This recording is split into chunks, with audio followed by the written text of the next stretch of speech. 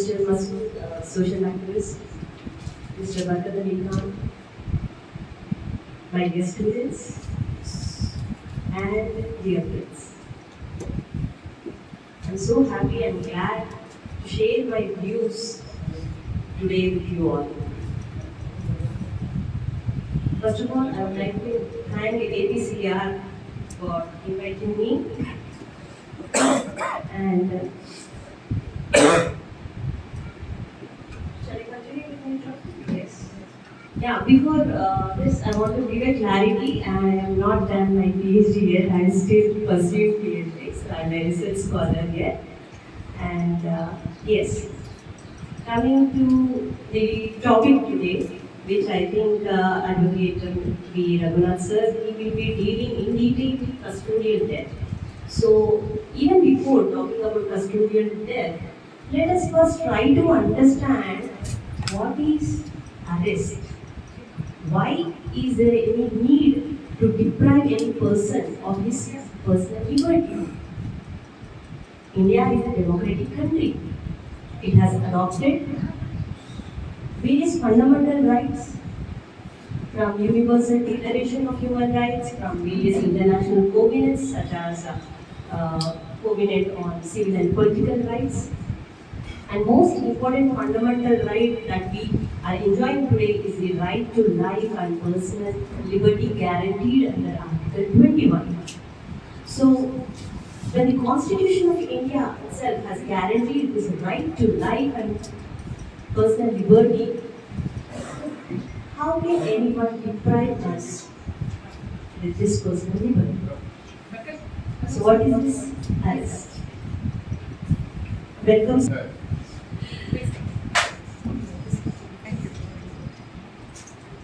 मैं रघुनाथ सर का थैंक्सफुल हूँ कि इतनी मसरूफियत के बावजूद भी वो हमारी रिक्वेस्ट को एक्सेप्ट किए और मैं सर से रिक्वेस्ट करता हूँ कि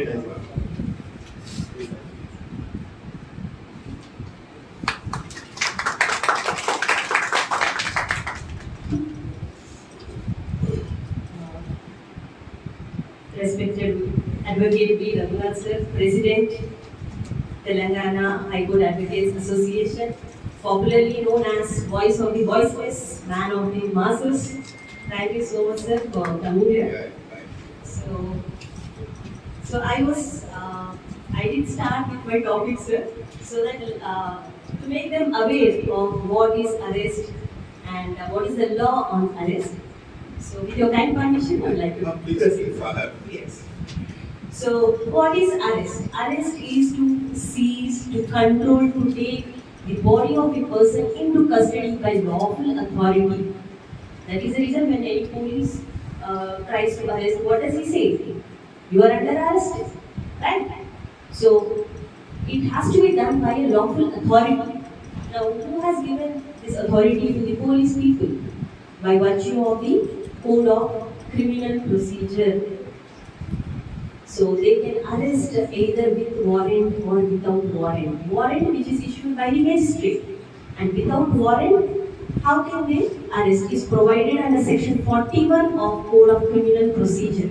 So what are the circumstances under which a police or any person can arrest? So when I'm saying any person, what does it mean? Can only police arrest a person? Is it only police? No. A magistrate can arrest a person. A private individual like you and me can also arrest a person under section 43 and 44 with regard to magistrate.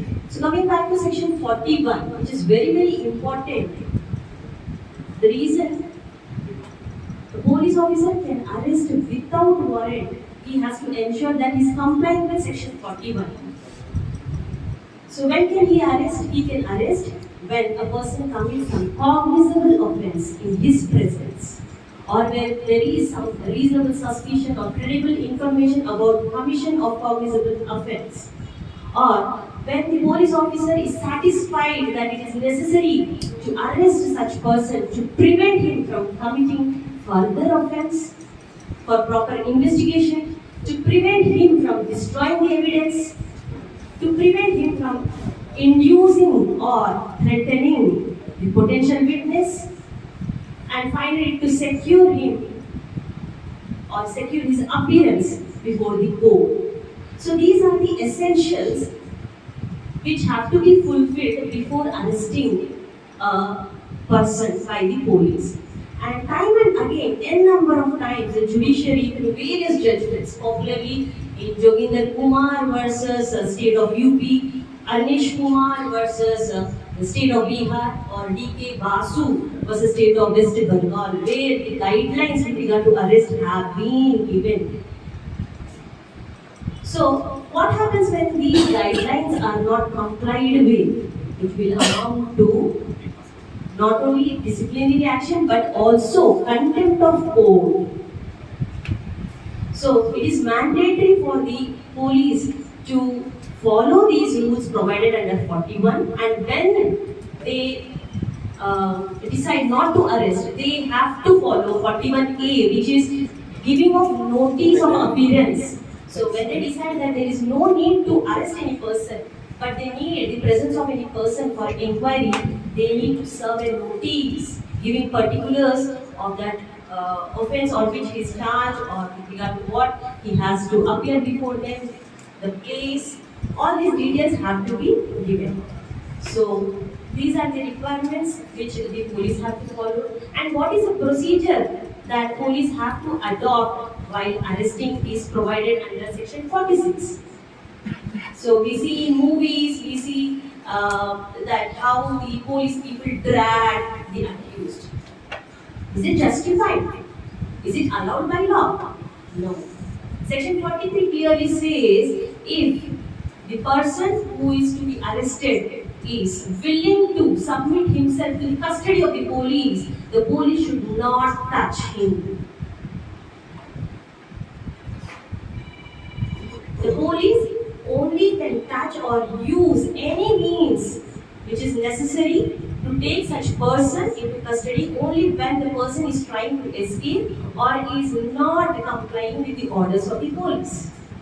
So, specifically under 46, very important provision is there which says nothing in this section provides for causing of death of a person who is accused of an offense which is not punishable by death or imprisonment for life. What is the meaning of this phrase? That means if a person is accused with an offense which is punishable by death or imprisonment for life, then police can cause the death of the person. Is it not? So, with regard to women, what are the rights that are provided or what are the measures the police people have to be taken is also provided under section 46. It clearly says a male police officer cannot touch the female who is to be arrested. It is only a female police officer who can arrest, and if required in exceptional circumstances where the person is not submitting herself, she can be touched. And particularly no woman can be arrested either after sunset or before sunrise. And if in exceptional circumstances it is required for the police to arrest such women, then only a women police officer can do so, that too after making a report, taking prior permission of the magistrate, she can do so. So very famous case is there with regard to Meera Modi's case, Kalita Manjrekar versus CBI, wherein she was arrested at 8 p.m. in the night by a male police officer. So the court took notice of this and imposed 50,000 penalty on the CBI in this case. So judiciary is the protector, is the guardian of our fundamental rights, provided we approach the judiciary on time. So how many of us are aware of our rights? Are aware of the rights of the arrested person? So what are these rights? Constitution of India as well as the Code of Criminal Procedure has provided the rights of arrested person. What are his rights? Right to be informed when he is arrested. He has a right to be informed on what grounds he is arrested. He has a right with regard to his friend or relative to be informed about his arrest. He has a right to be examined by a medical practitioner if there are any minor or major injuries on his body. He cannot be detained for more than 24 hours. He should be produced before the magistrate within 24 hours of arrest. So all these are the rights provided under the Constitution of India as well as under the Code of Criminal Procedure. So are the police following this?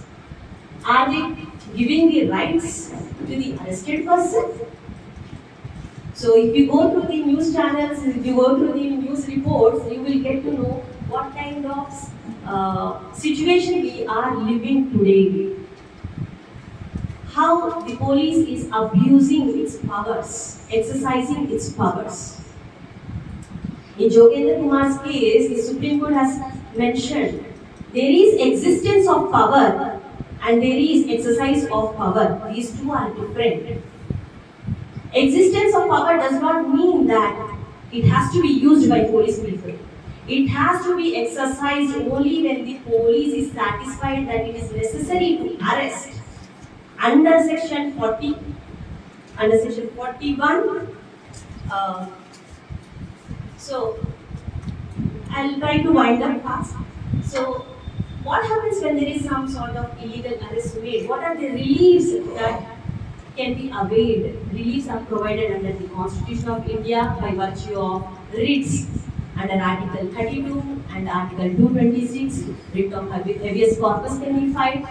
Similar to writ of habeas corpus, there is one more provision in the Criminal Procedure Code, Code of Criminal Procedure, that is section 97, where a search warrant can be issued by the magistrate.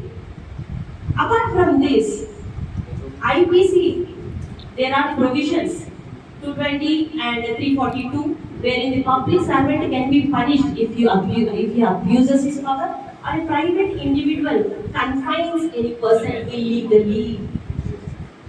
And under the law of torts, with regard to false imprisonment and malicious prosecution, a suit for damages can be claimed. So these are the various remedies available.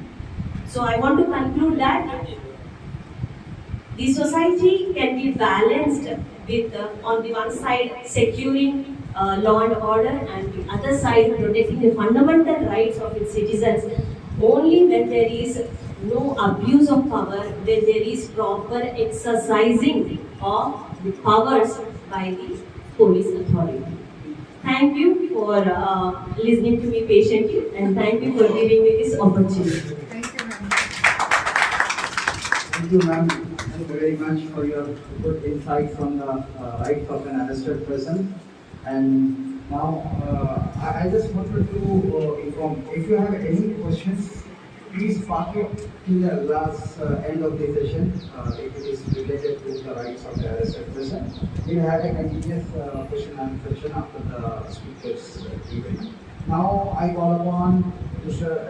Speaker Masood to take up this topic and